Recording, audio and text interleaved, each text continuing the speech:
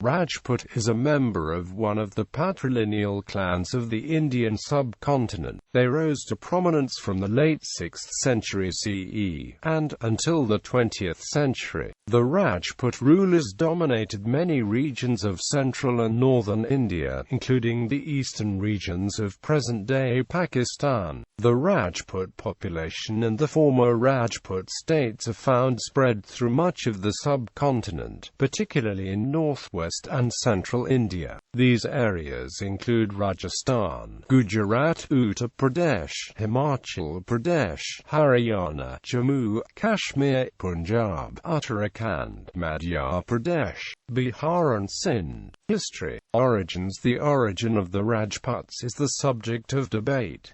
Writers such as M.S. Naravane and V.P. Malik believe that the term was not used to designate a particular tribe or social group earlier than the 6th century AD, as there is no mention of the term in the historical record as pertaining to a social group prior to the time. One theory espouses that with the collapse of the Gupta Empire from the late 6th century, the invading Hephthalites were probably integrated within Indian society. Leaders and nobles from among the invaders were assimilated into the Kshatriya ritual rank in the Hindu Varna system, while others who followed and supported them, such as the Ahyars, Gurjars and Jats, were ranked as cultivators. At the same time, some indigenous tribes were ranked as Rajput, examples of which are the Bhatis, Bundelas, Chandelas and Rathas. Encyclopedia Britannica notes that Rajputs actually vary greatly in status, from princely lineages, such as the Guhilot and Kachwaha, to simple cultivators. Idogdi Kurbanov says that the assimilation was specifically between the Hephthalites, Gurjars, and people from northwestern India, forming the Rajput community. Pradeep Baru also believes that Rajputs have foreign origins. He says the practice of asserting Kshatriya status was followed by other Indian groups, thereby establishing themselves as Rajputs. According to most authorities,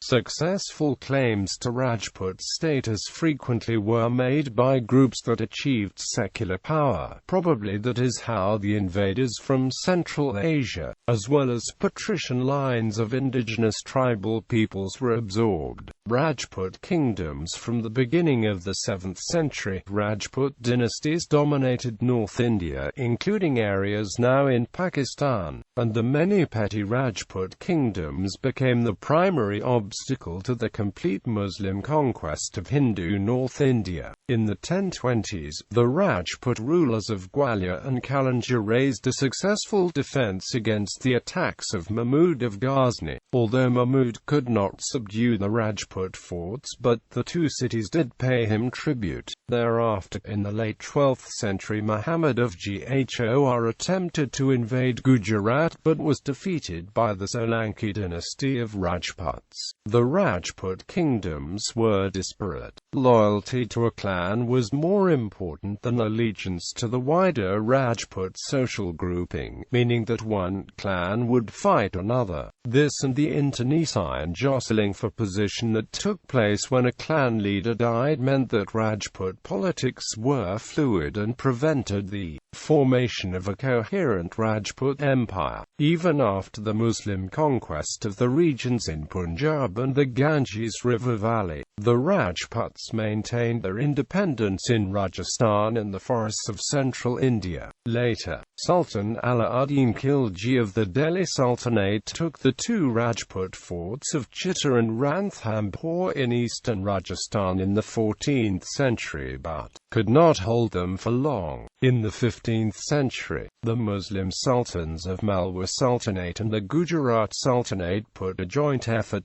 to overcome Rana Kumbha, but both the sultans were defeated. Subsequently, in 1518, the Rajput Mewar kingdom under Rana Sanga achieved a major victory over Sultan Ibrahim Lodi of Delhi Sultanate, and afterwards Rana's influence extended up to the striking distance of Pilakar in Agra. Accordingly, Rana of Sangha came to be the most distinguished indigenous contender for supremacy but was defeated by the Mughal invader Babur at Battle of Kanwa in 1527. From as early as the 16th century, Purbiya soldiers from the eastern regions of Bihar and Awadh were recruited as mercenaries for Rajputs in the west, particularly in the Malwa region. After the mid-16th century, many Rajput rulers formed close relationships with the Mughal emperors and served them in different capacities. Some Rajput nobles married their daughters to Mughal emperors for political motives.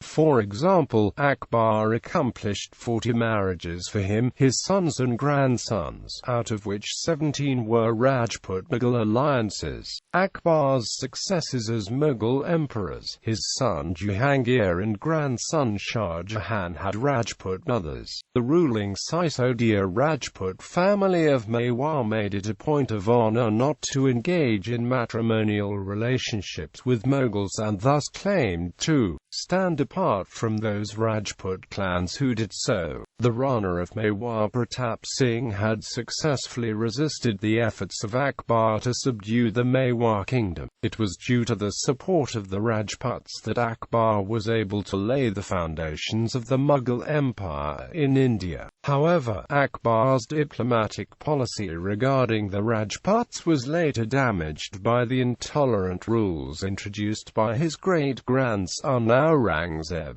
A prominent example of these rules included the re-imposition of jizya, which had been abolished by Akbar. The Rajputs then revolted against the Mughal Empire. Aurangzeb's conflicts with the Rajputs, which commenced in the early 1680s, henceforth became a contributing factor towards the downfall of the Mughal Empire. In the 18th century, the Rajputs came under influence of the Maratha Empire. By the late 18th century, the Rajput rulers began negotiations with the East India Company, and by 1818 all the Rajput states had formed an alliance with the company. British colonial period. According to historian Virbhadra Singh G, Rajputs ruled in the overwhelming majority of the princely states of Rajasthan and Saurashtra in the British Raj era. These regions also contained the largest concentration of princely states in India, including over 200 in Saurashtra alone. James Todd, a British colonial official, was impressed by the military qualities of the Rajputs but is today considered to have been unusually enamored of them. Although the group venerate him to this day, he is viewed by many historians since the late 19th century as being a not particularly reliable commentator. Jason Freytag, his only significant biographer, has said that Todd is manifestly biased. The Rajput practices of female infanticide and sati were other matters of concern to the British. It was believed that the Rajputs were the primary adherents to these practices, which the British Raj considered savage and which provided the initial impetus for British ethnographic studies of the subcontinent that eventually manifested itself as a much wider exercise in social engineering. In reference to the role of the Rajput soldiers serving under the British banner, Captain A. H. Bingley wrote, "Rajputs have served in our ranks from Plassey to the present day.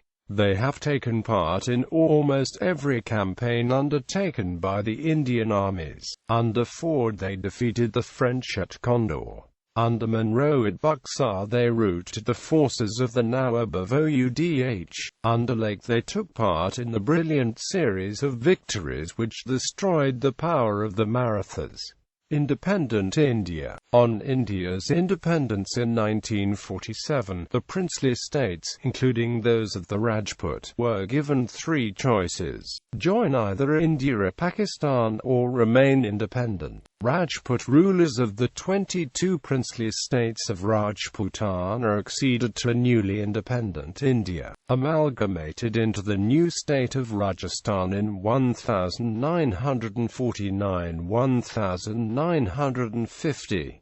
Initially the Maharajas were granted funding from the Privy Purse in exchange for their acquiescence, but a series of land reforms over the following decades weakened the power, and the Privy Purse was cut off during Indira Gandhi's administration under the 1971 Constitution 26th Amendment Act. The estates, treasures, and practices of the old Rajput rulers now form a key part of Rajasthan's tourist trade and cultural memory. In 1951, the Rajput Rana dynasty of Nepal came to an end, having been the power behind the throne of the Shah dynasty figurehead since 1846. The Rajput Dogra dynasty of Kashmir and Jammu also came to an end in 1947.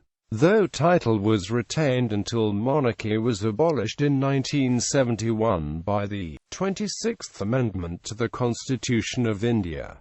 The Rajputs are today considered to be a forward caste in India's system of positive discrimination. This means that they receive no special treatment by government bodies because forward castes are considered to be inherently privileged groups. However, Rajputs too, like other agricultural castes, demand reservations in government jobs, which so far is not heeded to by the Government of India. Subdivisions. There are several major subdivisions of Rajputs, known as Vansha Vamsha, the step below the superdivision Jati. These Vansh delineate claimed descent from various sources, and the Rajput are generally considered to be divided into three primary Vansh. Surya Vanshi denotes descent from the solar deity Surya, Chandra Vanshi from the lunar deity Chandra, and Agnivanshi from the fire deity Agni. The four prominent clans in the post-Gupta period, Chauhans,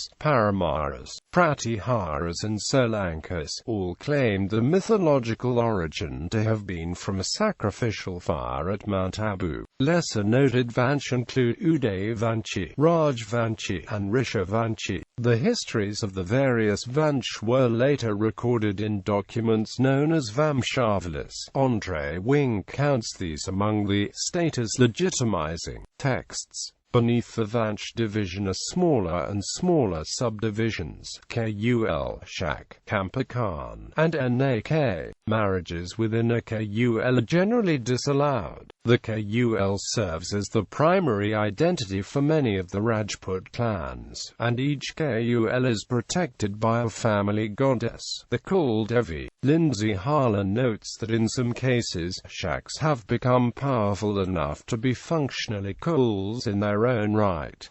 Culture and ethos. The Rajputs were designated as a martial race in the period of the British Raj. This was a designation created by administrators that classified each ethnic group as either martial or non-martial. A martial race was typically considered brave and well built for fighting, whilst the remainder were those whom the British believed to be unfit for battle because of the sedentary lifestyles.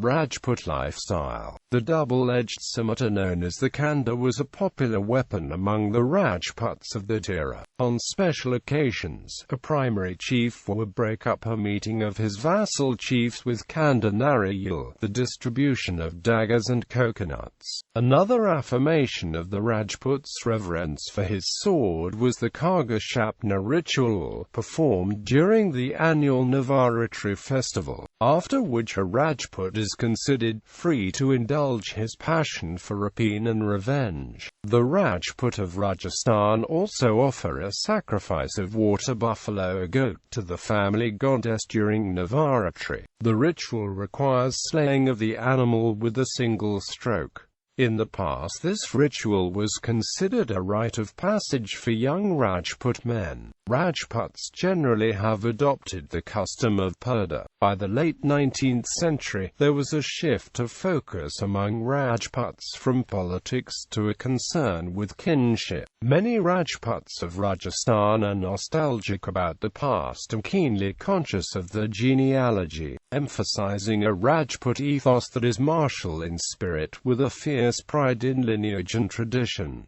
Rajput diet. The Anthropological Survey of India identified that in Gujarat, Rajputs are by and large non-vegetarians, regular drinkers of alcohol, and also smoke and chew betel leaves. These traits are also followed by Rajputs of Maharashtra, with mutton, chicken and fish being consumed, and also pork. Rajput politics. Rajput politics refers to the role played by the Rajput community in the electoral politics of India. In states such as Rajasthan, Uttar Pradesh, Madhya Pradesh, Bihar, Uttarakhand, Jammu, Himachal Pradesh, and Gujarat, the large populations of Rajputs gives them a decisive role.